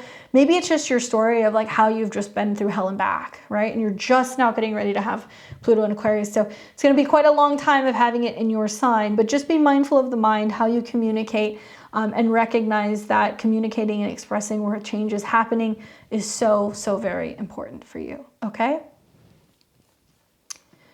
Now let me take this to my Virgo and Pisces risings. You guys are the last bunch. All right.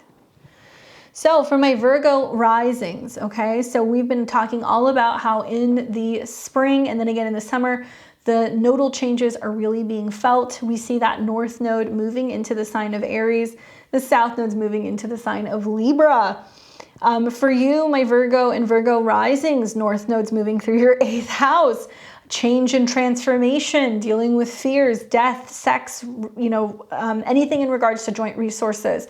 This can be taxes, this can be business partners, you know, relationship that you have with them in money. This can be spousal money, inheritances, insurance matters. It can also be dealing with estates, death, all of that stuff with the north node in the 8th house.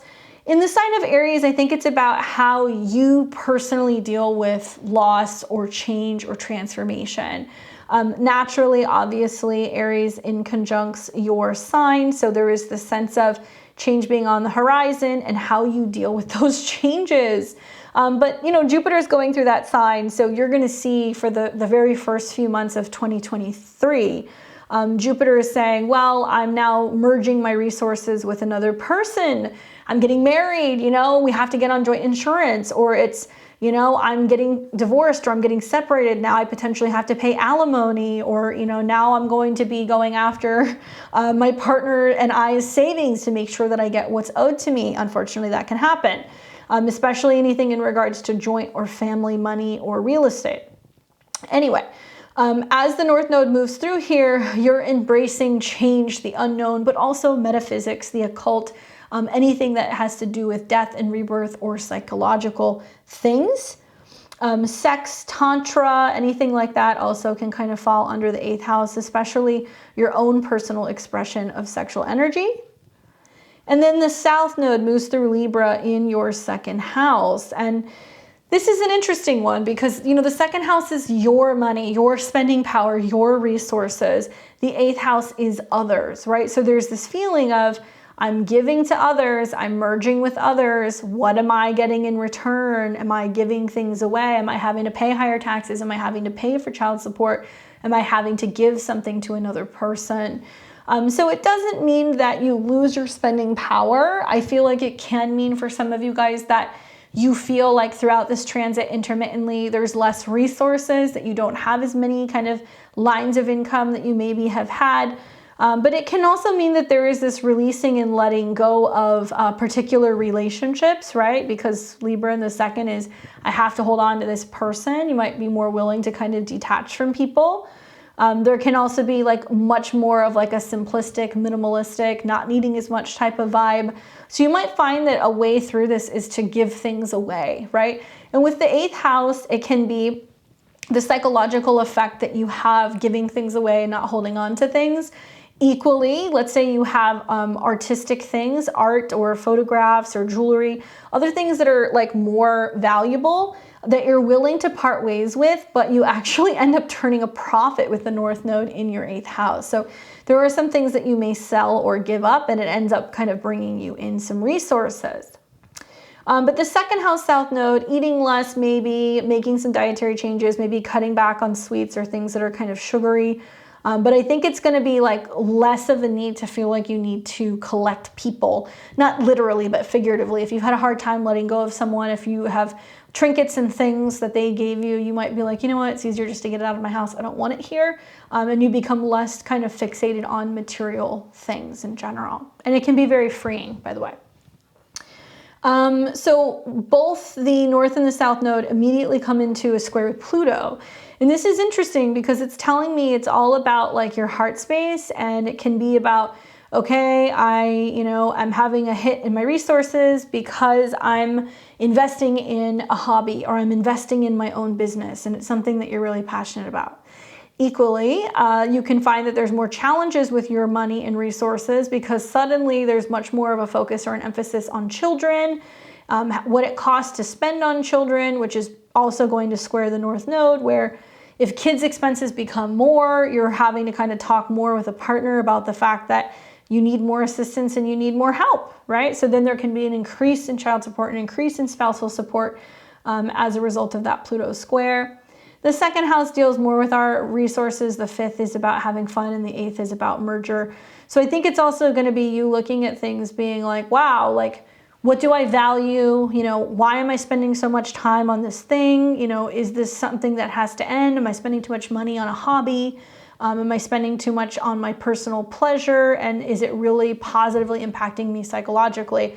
Any transits to the 8th house or any significant aspects to Pluto are a really great time for therapy, or anything that's just going to give you like perspective on change. And so I would say definitely for Virgo risings, especially anybody who's dealing with childhood trauma or hang-ups that are going on with your intimacy or like your sex life and dating, where therapy or the opportunity to be able to work alongside another person who can help you reflect.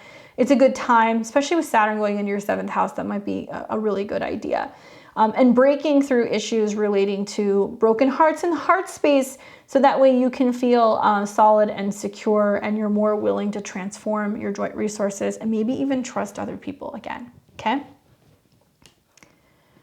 And then finally, we have our Pisces. All right, so Pisces, we're talking all about in the spring, we have eclipses that are going to set off this nodal change that's really happening in the summertime. But we're taking a quick look and a preview in the North and the South Node through the signs of Aries and Libra.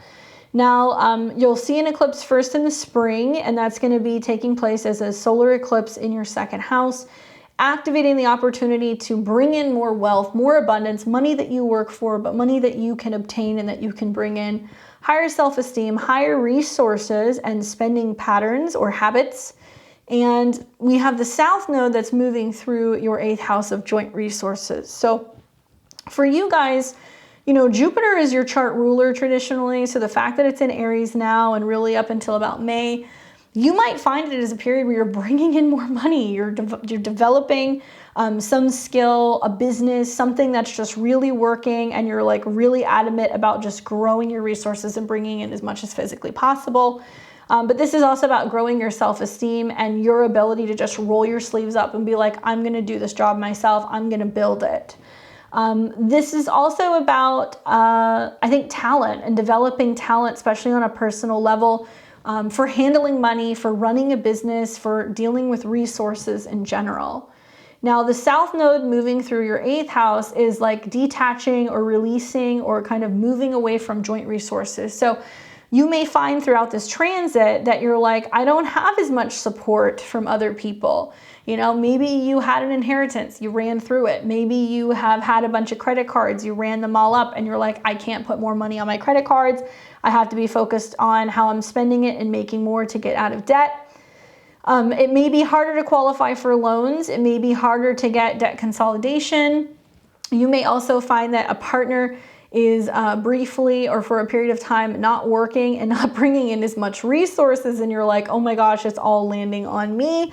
But that's what happens when the North Node goes to the second house. It wants you to focus on being able to be as resourceful as possible. Sometimes that's spending less and budgeting more, right? So the South Node in the 8th house is can also be through the eclipses that somebody else's loss is your gain. So you might be working the markets in a way where things drop, you're writing it down and then you write it back up. You may be finding that other people are like, I can't afford my car payment, I'm selling my car, and you get an awesome deal on something that somebody else is willing to kind of part with, and then you gain from that. So you might be hitting up estate sales or garage sales or repossession sales so you can obtain more things. And it's as a result of other people kind of losing out and letting go. But be mindful that you may also have experiences where you don't have as much residual kind of income coming in with another person. So if you've had somebody that's been paying your bills, if they've been giving you things, if they've been kind of sponsoring stuff, it's going to be a little bit harder to kind of bring in because the 8th house is second to the 7th. So it can be that your partner unexpectedly quits their job or loses their job or comes into a situation financially where they can't contribute as much. Now, both of these nodes immediately come into a square with Pluto. So right off the bat in July, we're going to see Pluto in your 11th house of goals, friends, and resources, square the North Node and square the South Node. So this is a bit of like other people are feeling the heat too. You may have other friends and other people in your social circle saying, yeah, I'm also having to work harder for money. I'm also not getting as much support. I'm also striving to try to make as much as physically possible, but it's difficult getting by. So you're going to have other people who are going to be in a similar situation. Now, Pluto in the 11th is getting serious about your goals. I've told you guys for months, you're going to be most like the people you surround yourselves with. So you want to be around goal-minded people, people who are self-starters, people who are self-employed, or people who are successful in their business. They're connected, they network, they know people, and they can bring you in on that. So it's all about having really significant people and friends kind of in your back pocket who are going to cheer you on and incentivize you to want to work harder. By the same token, Pluto in the 11th house square the nodes means that there can be some dysfunctional or toxic friendships or work alliances that you have that take away from your ability to feel successful or capable of kind of holding your own. And maybe they're not as supportive of your own individual endeavors, right? So there's a lot of like people being like, well, what's wrong with the job that you have? Like, you're doing great. Like, you don't need to do that. Like, just stay in your lane. Like, people who don't want to see you grow, right? That's what you want to look for. So that can definitely pop up. Definitely a huge transformation of your goals. And it looks like your goals are less about status and more about physical security, right? So you might be like, I don't really care about hanging out with a bunch of rich, successful people. That's great that they do that. But like, I have my own goals and my priorities or my values are very different than my friends. So you might have people that are spending money on things more for like recognition. And you're like, I just want to own my own house. Like, I just want to have enough money to be able to kind of like put that into my own business or to be able to like explore or travel more. And yeah, like a lot less of like keeping up with the Joneses, basically. Financial houses, okay? So the second house, your money, your possessions, 8th house is other people. Pluto in the 11th is collective groups. So if you're involved in like, you know, joint resources with friends, borrowing and lending to friends is something I would be very careful with here because it can get kind of sticky with some of the squares. You can definitely have some friends that are saying they're kind of going through it and asking for assistance, and you might be in a position where you're doing well, but with the North Node in your second house, your resources are going to grow, but the 8th house South Node, others will dwindle. And where you're mixing friendships and money, it can get a little sticky, so you might loan stuff out. You may not get it back, and that can create some issues in some of your friendships. So be careful talking politics and talking finances with some of your friends. Look for people who are going to support you and help encourage you to develop some of your own talents, and giving you like a high five for some of these goals that you're setting for yourself, even if they differ from other people, okay? So yeah, joint resources, personal spending power, are definitely going to be big themes for both you and Virgo throughout this next year. That's all I have for you guys.